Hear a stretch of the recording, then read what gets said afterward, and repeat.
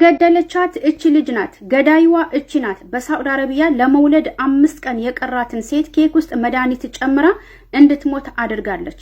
ፎቶ ለምትጠይቁ ይሄው ፊት ለፊት አለላችሁ። እባካችሁ ይሄንን ቪዲዮ ሼር አድርጉት።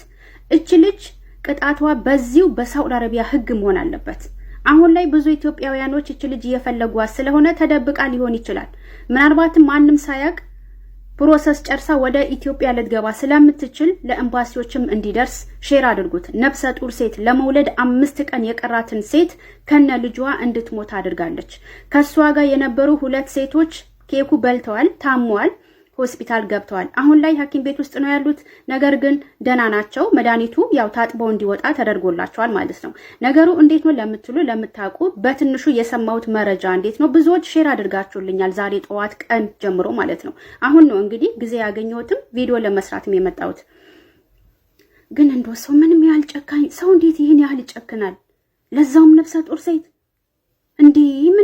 ምን ያህል ግን ደግሞ እኔ የተበደልኩት እያለሁ የበደለኝን ሰው እንዴት ልክ ነህ እለዋለሁ?